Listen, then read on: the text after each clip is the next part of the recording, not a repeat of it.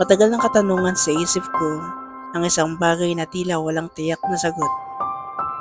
Maraming kahulugan, maraming ibig sabihin. Maaring tama, pwede ring mali. Malinaw sa iba, malabo naman para sa akin.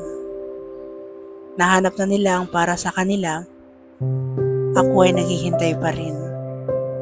Pero para sa akin, sila ang tunay na kasagutan.